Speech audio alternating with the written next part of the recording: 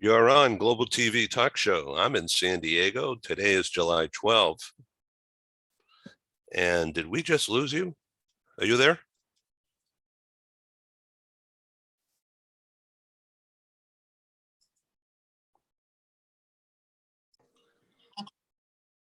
It's July 12th, and you're again on Global TV Talk Show. And our very special guest today is Dr. Lynn Schmidt, author of ANTISEXIST. Look at all these pages. Let's welcome Dr. Lynn Schmidt. Tell us about the book. This is an award-winning book, right? Yes, it is. It now is an award-winning book from the International Book Awards, which is exciting. So I received that information in June for within the women's category. So it's exciting news. So I'm on page 13. I just opened to it. And it says, 4 outcomes of sexism. First of all, the title is Anti-Sexist. And what you're saying is that I'm an anti-sexist, but so are you. So it's rampant. I mean, what do we do about this? And then on page 13, 4 outcomes of sexism. Why don't you tell us why you wrote the book and what all that means?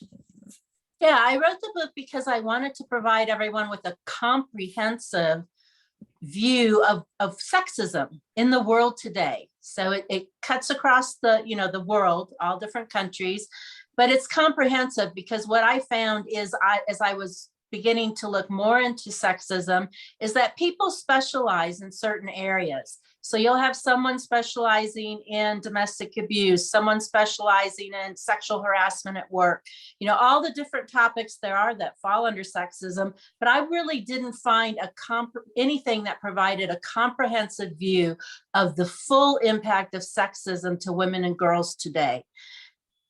And so that's why I wrote it. And that's really the 4 outcomes.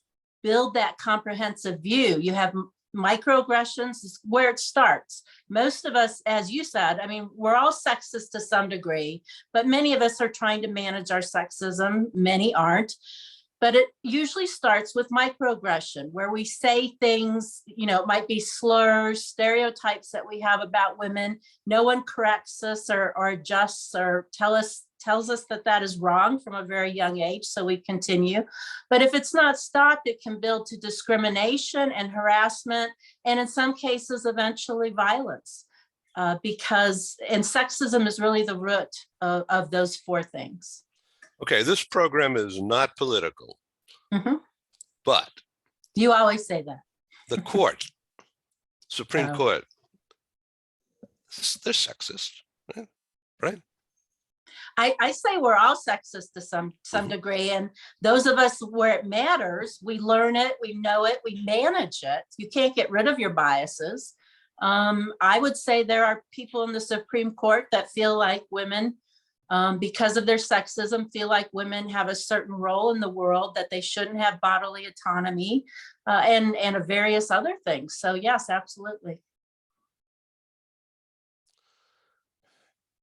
So it's like the first time that the Supreme Court has voted to take away a right given to citizens. Isn't that right? What I know that could very well be true. And also what I know for sure is the United States is only one of 3 countries who has rolled back abortion rights in the world. So that is a big deal. And really, we're one of the largest countries. Poland did it, but the other countries, Nicaragua and a few others, are much smaller. So we're one, in my understanding is we're one of 3 countries who have rolled back abortion rights in the world. So I am a guy, of course, but I am pro-life for my life, and I'm pro-choice, meaning I get to choose, not somebody else is telling me what to do. So there's a messaging problem out there, because all these years of, political preparation for the court that we have today, all the political preparation in parts of the country that led to the decision. This didn't happen overnight. It's been building and building and building. But how do people who we used to look up to, or just imagine that we should look up to, think about taking away a right of a person? I mean, what? I don't get it. I mean, it's like crazy making. Absolutely, and it's been in the works since Roe v. Wade was passed. My belief is it's been in the works to remove it, to roll it back, has been in the works for 50 years. And that's when there was the opportunity to put people on the Supreme Court that believed that women should not have that right. And that's what moved it forward. And it is crazy making. But if you look, I mean, there's a lot of rights that, that people don't have that they should have, that not only are women's rights, but human rights. But at the foundation, when you look at things around women's rights, the foundation that causes the issues is sexism and the belief systems people have that women are not entitled, because they're less than, are not entitled to certain things like bodily autonomy, like equal pay, like being in leadership positions, and I could go some cases. It's even, people are out there believing that women shouldn't leave the home. They shouldn't have jobs outside the home. So it's all based upon those sexist belief systems that people have. In that case, you could even say it's really not even political. It invades our political world because it's a belief system, but it really gets back to what the belief systems are. And then those belief systems invade our political world, and then they are allowed to shape our laws through those avenues. So the US is 50 states. It's almost like 50 countries, but there's a Supreme Court. And so the national law, I'm not a lawyer, but it was a set precedent. And then the states can still have their own laws, but because there was a national law, the states had to legally submit to the national. And so lawyers being lawyers, they figured out how to make a case to remove that restriction. And therefore everything fell back to the states. And then, okay, it's like a horse race that's going on. How is all this happening? So, I'm in California, thankfully, and it's nothing is perfect, but this is a pretty good place. But there's other states like Illinois, Colorado, I think, and some others that, several others, New York, Massachusetts, and on, that are rapidly passing laws at the state level to protect citizens and then to protect anybody. So what about this pill? Okay, the pill, it's been around a long time and available. And so the whole idea, if I remember right, of the campaign to turn over Roe v. Wade was about federal funding of abortions. That's what drove all the right-wingers crazy, because it became like a states' rights tax thing. Why should you take some of my money, which should go to paving streets or fighting wars, and say that this person who's poor can't afford to take care of their own abortion? Why should I have to pay for that? And that was one of those driving things that accumulated up into overturning Roe v. Wade. But then it got really big, really a big issue, much bigger issue, right? And so now it's getting crazy in terms of intrusion, federal intrusion, and state intrusion, and threats of the state to hurt and to interfere with people's lives. It's almost like we're reading about Germany in the 30s. The people just went to extremes, and they thought they were doing the right thing. Yeah, I mean, I'd almost flip what you said a little bit. You said it started about taxation. I'd say it started once again with the need. What's at the root of this is the need to control women. That's what's at the root of it. Now, the excuses they can make are things like, well, we need to get rid of it because of taxation or what have you. But that's really not true. If you look into it, places like Planned Parenthood and those places, their money comes from donations. They're not, none of their money paying for the abortions is coming from our taxes. And so those are excuses that are being made in order to try and find ways to do away with, like they've rolled back abortion, rolled back Roe v. Wade. But in actuality, the root cause is so that women don't have the right of bodily autonomy. And it also impacted privacy. And so once you're impacting people's privacy, the laws around privacy, it's not just women then. The laws around privacy and healthcare could certainly impact men. And so it definitely expands to bigger issues or more issues.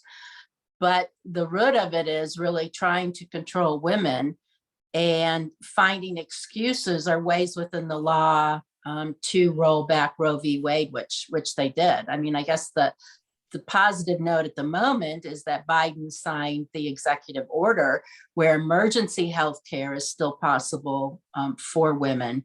It helps, but it's not enough. And as we know, an executive order can be done away with the minute someone else comes into office. So women's right to bodily autonomy needs to actually be put into law in a way that it wasn't through Roe v. Wade. I mean, we're one of the few countries where women do not have an equal rights amendment in the Constitution. We're one of the few developed countries where women do not have an equal rights amendment in the Constitution. So it just expands to everything that women have the right to do. That the United States has not provided women with in law, in the Constitution, equal rights.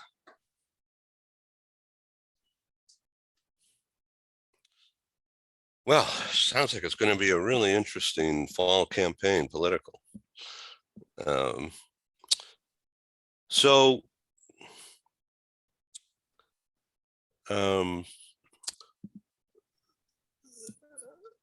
Some of the ad agencies, so my background is PR and marketing for 100 years. So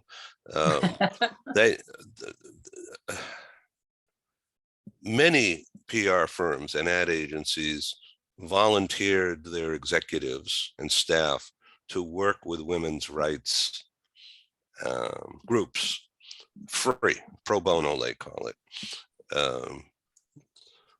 to write press releases or responses or how to talk about things differently, to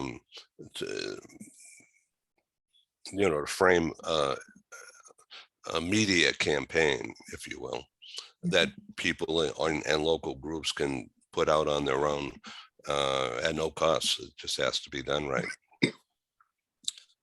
And I think that's cool. I really think that's sparking local action, but you don't hear about it. I watch the news, I read online, several newspapers almost every day. And when the news was leaked, a couple of months ago, And we'll talk about that in just a second, about the PR nature of all that. And then the final vote, which was just like a month ago, right? Yeah. It's fallen off the radar scope. No one's talking about anything, because it's become now a legal challenge, rather than people screaming and yelling and marching. Although there's, here in San Diego, there was a march this weekend, but compared to other marches, this minuscule. Yeah. And it got some local press coverage, but that's it. Nobody's talking about anything anymore. Done. So it's become a legal challenge, and I think everyone has been told that through channels. It's not worth getting arrested about. It's a battle. It's going to be fought in the courts.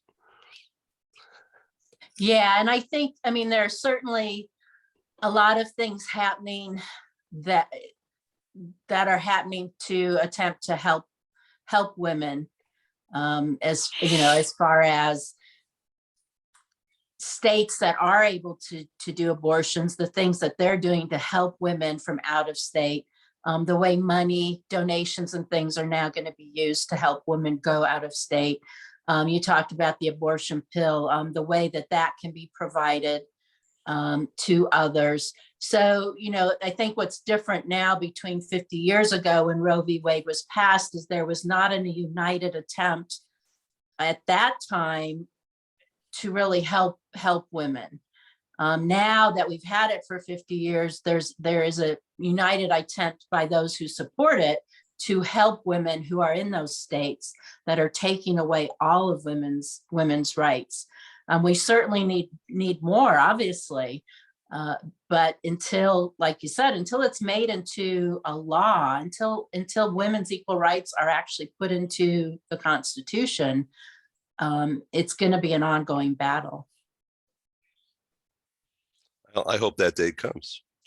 Yeah. So are you writing a new book, next chapter, or are you just thinking about it for now?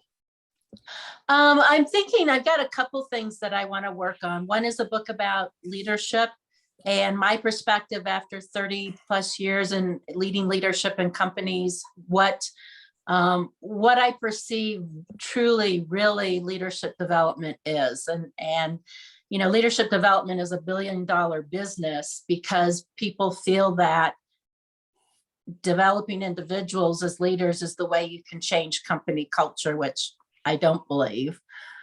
So my book's going to be more about it's a manifesto. So it's my opinion flat out.